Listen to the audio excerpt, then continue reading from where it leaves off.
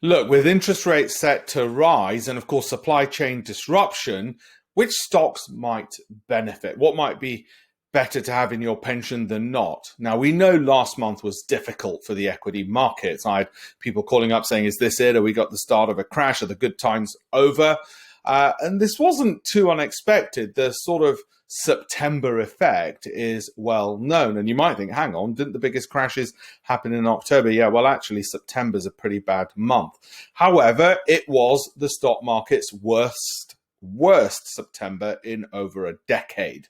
So it might be partly putting things into context and make you think, oh, actually, okay, that's behind us at least, and we've come out of it not too badly. All three main US equity indices took a tumble. The Dow dropped 3.5%. Doesn't sound like a lot. Felt like a lot worse if you were in highly volatile companies, and especially companies which had bagged quite large gains, because guess what? People tend to sell their profits and let their losers run.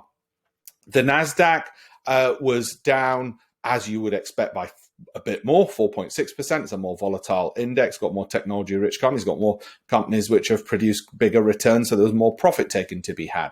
And the S&P 500, that lost just under 4%, so somewhere between the Dow and the Nasdaq. There are several reasons, of course, for this, and as I mentioned earlier, September is traditionally a difficult month, so it's partly historic. But there were two other significant factors at play. Firstly, supply chain disruption, something which is very much in the news, something which everybody's talking about. Supply chain disruption caused many US companies to actually revise their earnings predictions, with COVID-19 cases surging also in the US, the world's largest economy, as well as worldwide. Businesses are being affected by logistical issues. It's not the deaths in hospitals, which we were worried about last year. This is just people being off sick. Okay, completely different issue. And the reason they're not dying but are off sick is obviously vaccination numbers have increased.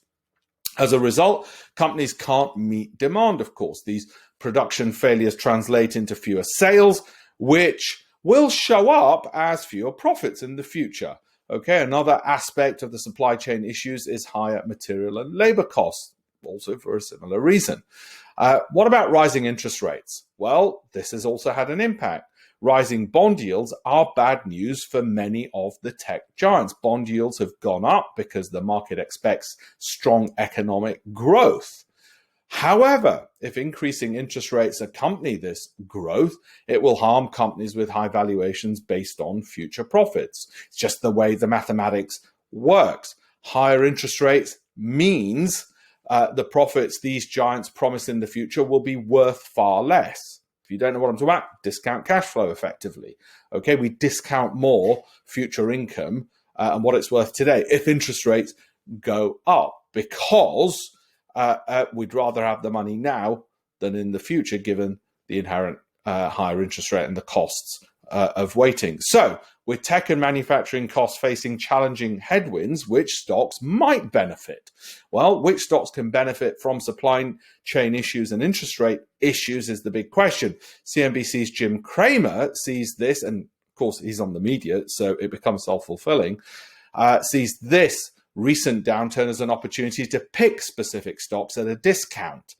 He believes that investors with an eye on the long term could use this opportunity to add some big tech stocks to their portfolio. Rising bond yields took a chunk off Apple, Amazon, and Salesforce in September, for instance.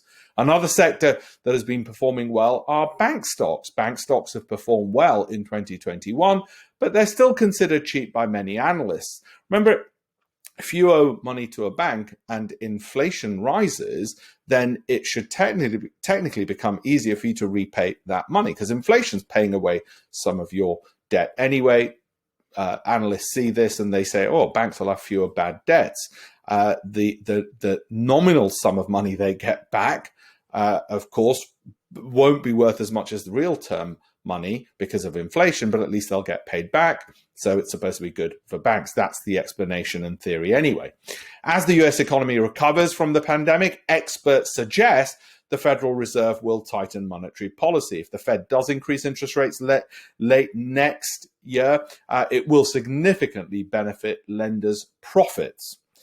The KBW Nasdaq Bank Index closed the month strongly. It's up about 37% already this year as an index of banking stocks.